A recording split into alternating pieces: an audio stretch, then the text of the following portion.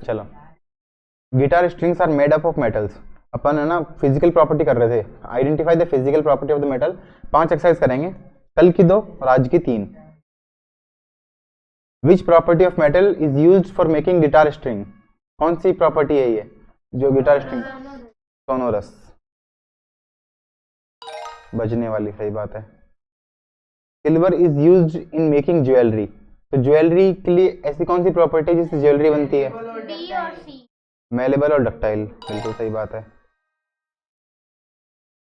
Electric wire, electric wire बना सकते हैं अपन। Electric wire ductile good conductor of electricity. अगर इलेक्ट्रिसिटी नहीं होगा तो अपन को वायर बनाने से क्या फायदा? तो बी और डी। इसका जो बॉटम है वो कॉपर का बना है, इसका मतलब हीट, अगर हीट कंडक्टर होना चाहिए, है ना, गुड कंडक्टर ऑफ हीट। और बस एक ही देना है, ठीक है। ये मेलेबल भी तो हो सकता था, क्योंकि अगर ये ऐसा बन रहा है नहीं, लेकिन मेन चीज यही है, क्योंकि कुकिंग के लिए तो जरूरी है कि हीट ट्रांसफर हो। अगर हीट ट्रांसफर नहीं होगा कुकिंग कैसे होगी? तो मेलेबल मत भी हो, लेकिन ज्वेलरी भी बनाएंगे तब भी चलेगा। ठोका पिटी करने के लिए तो वही जरूरी है। Identify metal with exceptional physical property. तो मेटल की ऐसी प्रॉपर्टी, नाइफ, सोडियम और पोटेशियम, बिल्कुल सही बात है, आते थे तुमको। हैंड, अगर हाथ में किया और वो पिघल गया। मरकरी हो सकता था, लेकिन वो तो पहले से ही पिघला हुआ ही है, तो गैलियम है जो कि हाथ में लेके पिघल जाएगा। लिक्विड स्टेट, ये पहले से पिघला हुआ कौन है? Mercury. Poor conductor of heat, mercury और लेड। लेड का ऑप्शन नहीं है, नहीं तो लेड भी होता। लो डेंसिटी मतलब जो कट जाएगा चक्कू से, चक्कू से कट जाएगा, उसी को बोलते हैं low density. Very low melting point, तो वेरी लो मेल्टिंग पॉइंट मतलब जो हाथ में ले और पिघल जाए, हाथ में ले और पिघल जाए। सीजियम और गैलियम, इसमें सोडियम होगा, है ना, सीजियम गैलियम होता तो वो भी सही था। एंड हीट से, अच्छा उसको हीट करना पड़ा, कैपिलरी। अगर हाथ में लिया ना तब तो गैलियम वाला आएगा, और अगर कैपिलरी ट्यूब में हीट किया तो सोडियम पोटेशियम ये सब आएंगे। रूम टेम्परेचर वाला आएगा, रूम टेम्परेचर में वो पिघलता नहीं है गैलियम। हाँ, हाथ में तो देख रूम टेम्परेचर होता है 25 डिग्री और अपना टेम्परेचर होता है 37 डिग्री। ह्यूमन टेम्परेचर कितना होता है? 37, तो 37 डिग्री पे पिघल देगा ना वो फिर वो। नाइफ, पोटेशियम और सोडियम।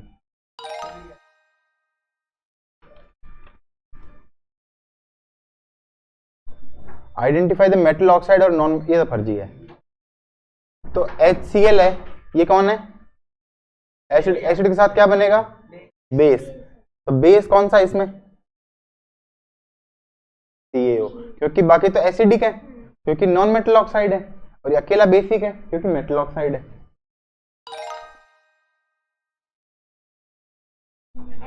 एसिडिक क्यों? Non metal oxide, non metal oxide क्या होते हैं? एसिडिक। कौन है? बेसिक, बेसिक के साथ कौन चाहिए? एसिडिक। एसिडिक कौन है? CO2। ये इसमें कौन चाहिए? बेसिक। बेसिक कौन है? BaO, है ना, बेरियम ऑक्साइड, क्योंकि बाकी तीनों तो एसिडिक है, नॉन मेटल ऑक्साइड है। अब एसिडिक, बेसिक या एम्फोटेरिक। एम्फोटेरिक क्या है? जो दोनों के साथ, एसिड के साथ भी और बेस के साथ भी रिएक्शन करे। ये कोई ऑक्साइड है, पता नहीं कौन, वो क्या करता है? ब्लू लिटमस को रेड कर देता है। रेड कर देता है का मतलब क्या है? एसिडिक। एसिडिक कौन सा इनमें? CO2, और SO2 भी तो है, सही बात है। ये दोनों तो बेसिक है और ये दोनों एसिडिक है। ए ने बेस के साथ रिएक्शन करी और बी ने एसिड के साथ रिएक्शन करी, है ना। ए ने अगर बेस के साथ रिएक्शन करी तो ए कौन है? एसिड है, क्योंकि ए बेस के साथ मिलके सॉल्ट प्लस वाटर बना रहा है। इसका मतलब ए कौन है? एसिड है, तो एसिड कौन होता है? Non metal oxide. और बी क्या है?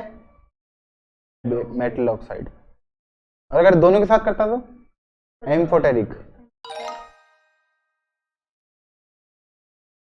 जैसे एक्स है, एक्स एसिड के साथ मिलके भी सॉल्ट प्लस वाटर बना रहा है और एक्स बेस के साथ मिलके भी सॉल्ट प्लस वाटर बना रहा है, तो एक्स कौन है? या तो Al2O3 या ZnO, इन दोनों में से एक हो सकता है। इसके साथ बेस क्या बनाएगा, नाम बताओ? NaAlO2। और इसके साथ बेस क्या बनाएगा? Na2ZnO2, sodium zincate, sodium aluminate, Al2O3 ZnO, दोनों नाम आ गए। ये भी वही आ गया। ZnO क्या बना रहा है? HCl के साथ तो ये, और इसके साथ सोडियम जिंकेट, बिल्कुल सही बात है। तो इसके बारे में अपन क्या कह सकते हैं कि ये कौन है? Amphoteric oxide. ठीक है, ये इजी है। आगे, metal reacting with air and water. तो भैया देखो, कैल्शियम है, कैल्शियम पानी के साथ मिलकर क्या बनाएगा? CaOH का होल ट्वाइस या CaO।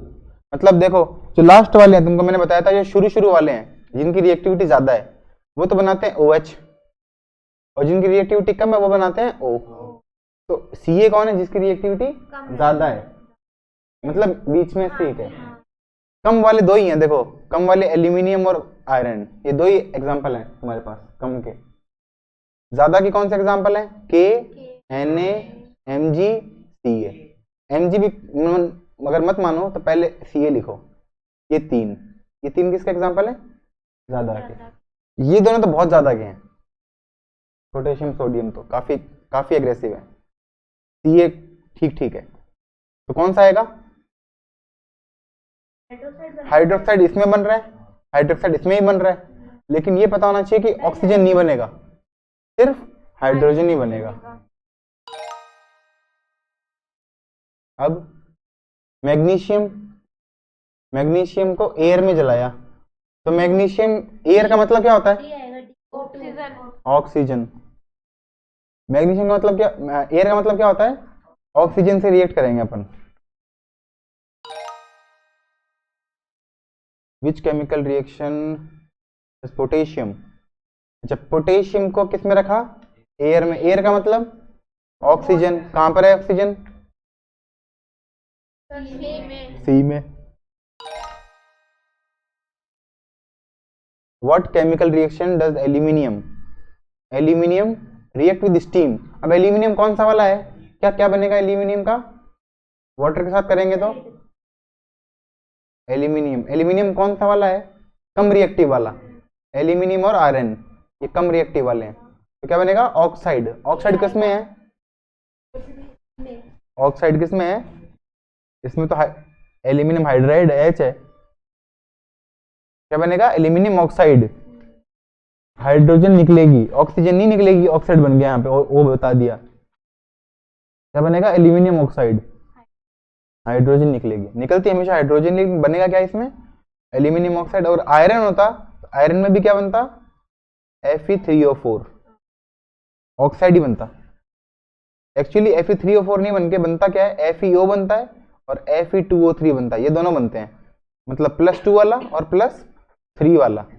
Fe मतलब +2 है तो FeO बन गया, Fe+3 है Fe2O3 बन गया। तो इन दोनों को साथ में मिला के क्या लिख दिया? Fe तो 3 और O4, Fe3O4, इन दोनों को मिला के ये लिख देते हैं। ठीक है, इतने हो गए, बस इतना ही पढ़ाया तुमको आज।